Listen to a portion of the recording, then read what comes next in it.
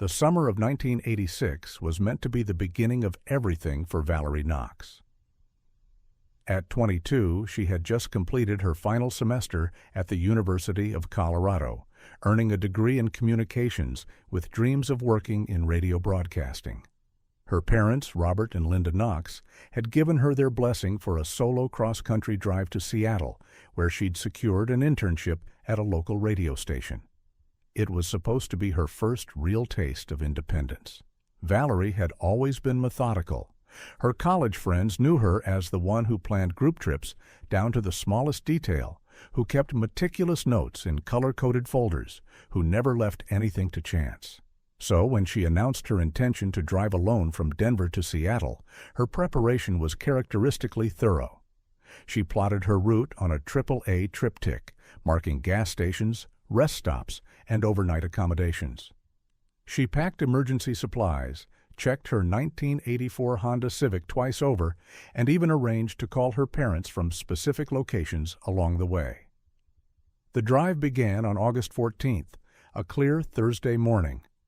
Valerie left her parents' home in suburban Denver at 7:30 in the morning, her small blue Honda packed with everything she thought she'd need for her new life.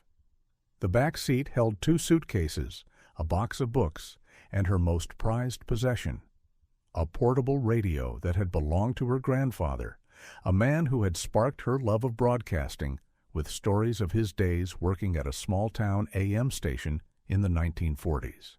Her first scheduled check-in came right on time. At 3:30 that afternoon, Robert Knox received a call from his daughter at their home in Lakewood.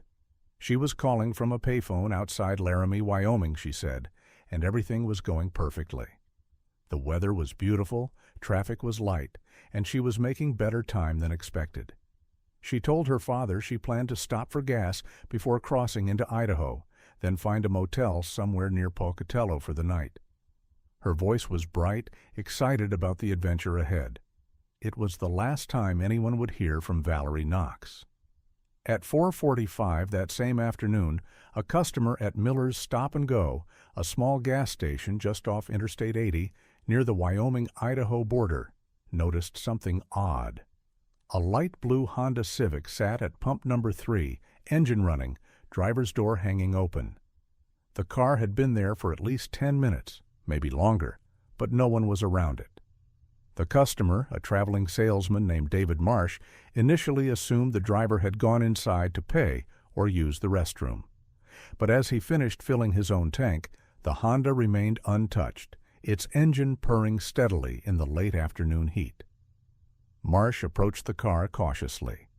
The keys dangled from the ignition, and a brown leather purse sat on the passenger seat, its contents visible through the open zipper, a wallet, lipstick, a small spiral notebook, and what appeared to be a folded map. The radio was on, tuned to a country music station, playing at a volume just above a whisper. There were no signs of struggle, no broken glass, no scattered belongings. It was as if the driver had simply vanished mid-task.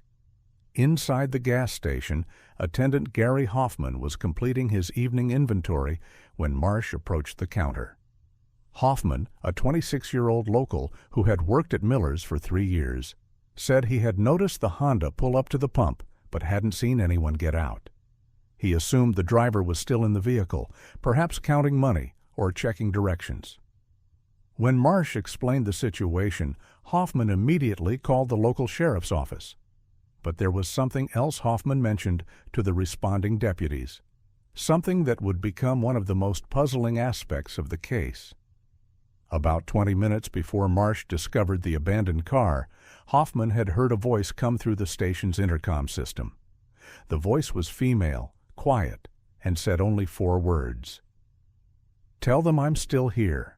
The detail seemed insignificant at first, just another small-town oddity. But Hoffman was certain about what he had heard, and more importantly, he was certain about what shouldn't have been possible. The intercom system at Miller's Stop and Go was a simple setup used primarily for communication between the main counter and the service bay. It wasn't connected to any external broadcasting equipment, and it certainly wasn't active that afternoon. Hoffman had been alone in the station, and the system's power switch had been in the off position since the previous evening. Deputies from the Sweetwater County Sheriff's Office arrived within 30 minutes of Hoffman's call. They found the Honda exactly as Marsh had described: engine running, door ajar, personal belongings undisturbed. The gas cap was off, and the pump handle lay on the ground beside the car, suggesting that whoever had been driving had begun the process of refueling but never completed it. A search of the immediate area revealed nothing. The gas station sat on a flat stretch of high desert, with clear sight lines in every direction for at least half a mile. There were no other buildings nearby, no dense vegetation where someone might hide, no obvious places where a person could disappear without being seen. The interstate hummed with steady traffic, but none of the other drivers who stopped that evening reported seeing anything unusual. Inside Valerie's purse, deputies found her driver's license, confirming her identity, along with $43 in cash, a credit card, and the spiral notebook she had been using to track her journey. The final entry, written in her careful handwriting, was timed at 3:15 p.m. and read, "Laramie, call Dad, all good, gas next." There was also a folded piece of paper with a phone number written in different handwriting, along with the name Marcus and a question mark. The investigation expanded quickly. Police contacted the Knox family in Denver, who immediately drove to Wyoming. Robert Knox identified his daughter's belongings and confirmed that she had been traveling alone. The Honda was registered in Valerie's name, and there were no mechanical issues that might have caused her to abandon the vehicle. The car's maintenance records showed it had been serviced just 2 weeks before her departure. Sheriff's deputies canvassed the area, interviewing employees at nearby businesses and residents of the small community. No one had seen a young woman walking alone that afternoon. No one had witnessed any kind of altercation or disturbance. The investigation seemed to hit dead ends at every turn. The security camera system at Miller's Stop and Go provided the case's most frustrating clue. The station used a basic video surveillance setup that recorded continuously but automatically wrote over old footage every 72 hours. By the time investigators requested the recordings, much of the relevant time frame had already been overwritten.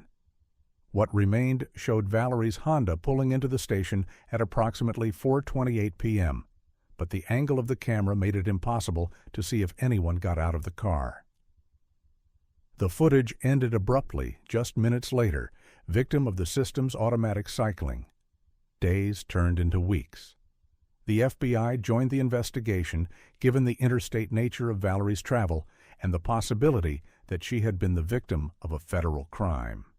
Agents interviewed truck drivers, checked rest stops and motels along her planned route, and followed up on reported sightings that inevitably led nowhere. Valerie's photograph appeared in newspapers across the region, and her parents made tearful appeals on local television programs. One detail continued to perplex investigators. Gary Hoffman remained adamant about the voice he had heard over the intercom system. He described it as calm, not distressed, but somehow distant. When pressed for more details, he said the voice had an odd quality to it, as if it were coming from very far away, or through some kind of interference.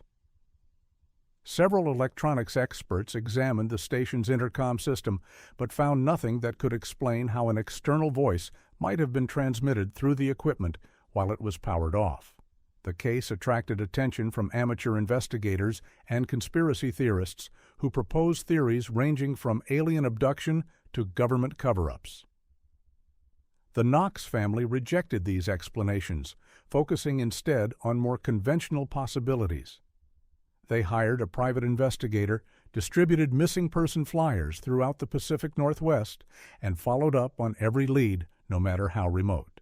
As months passed, the physical evidence began to tell its own strange story. Valerie's Honda, impounded by police and held as evidence, developed a peculiar quirk that no mechanic could explain.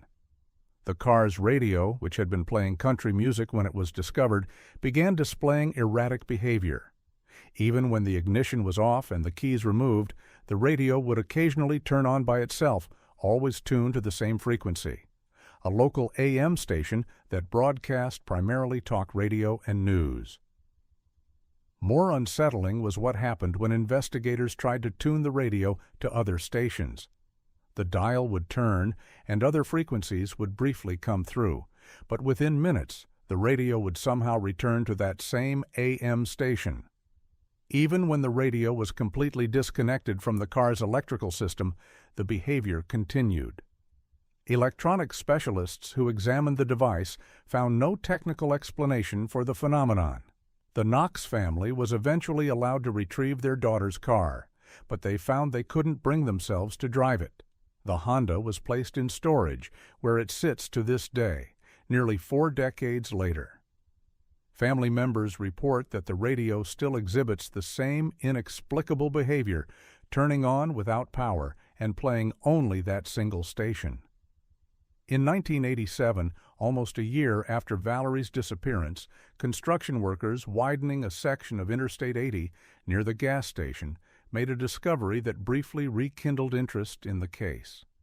Buried about 3 feet underground, they found a small metal box containing what appeared to be personal items: a woman's watch, a silver bracelet, and a photograph of a young woman who resembled Valerie. But forensic analysis proved inconclusive, and the items could not be definitively linked to the missing woman. The photograph was perhaps the most intriguing piece of evidence.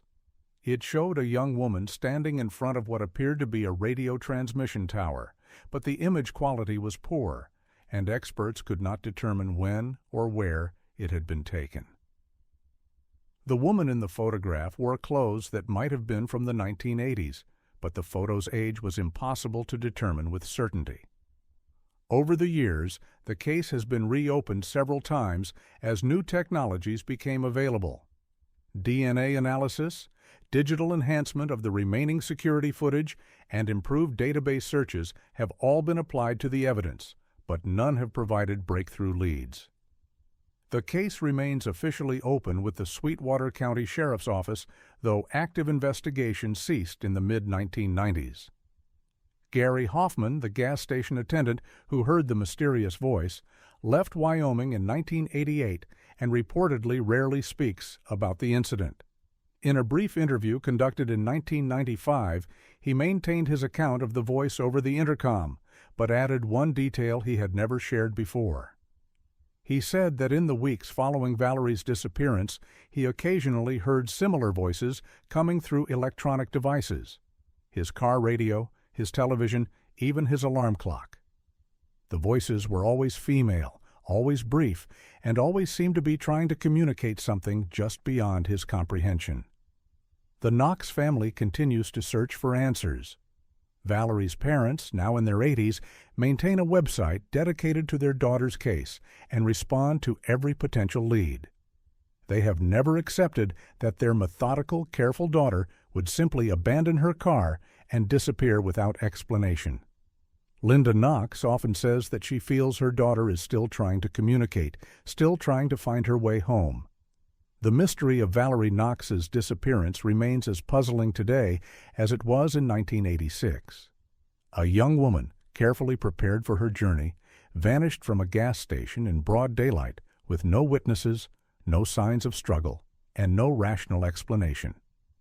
Her car, still running when discovered, continues to exhibit behavior that defies technical understanding. Perhaps most haunting is the possibility that Gary Hoffman's account of the voice over the intercom was accurate.